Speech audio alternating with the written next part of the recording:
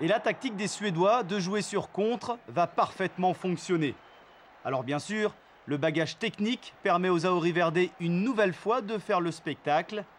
Mais la défense, elle, n'est pas vraiment au rendez-vous. Et les Brésiliens ne marquent pas.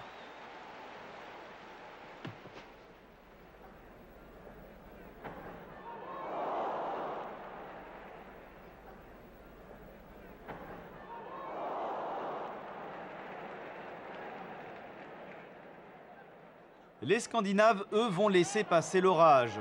La Suède, d'ailleurs, ne s'attendait peut-être même pas à un début de match aussi facile. La preuve, elle va même ouvrir le score.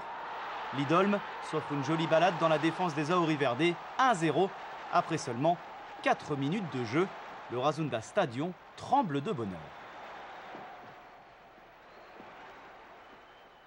Ce but sera finalement une bonne chose pour le Brésil. Le Brésil qui, pour la première fois de la compétition, est mené au score. Pas pour longtemps d'ailleurs, puisque Garrincha, cet ailier pas comme les autres, sert sur un plateau Vava. La machine est cette fois bel et bien lancée.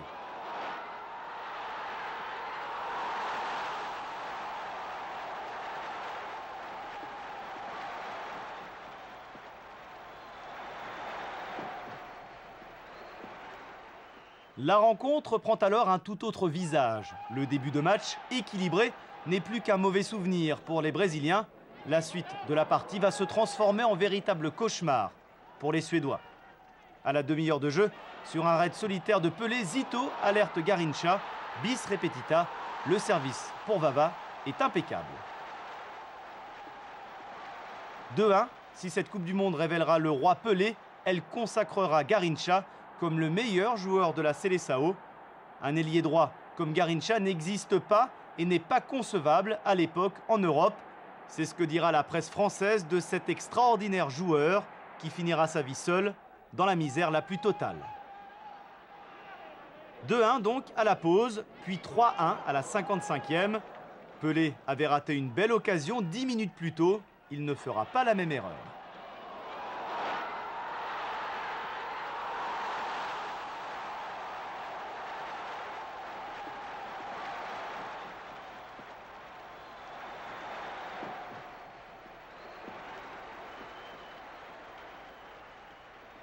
La défense suédoise est totalement submergée. La domination des Auriverde prend une nouvelle fois de l'ampleur. Peu après l'heure de jeu, Zagallo, qui retrouvera le chemin de la France en tant que sélectionneur en 98 notamment, ne laisse aucune chance à Svensson. Nous en sommes à 4-1.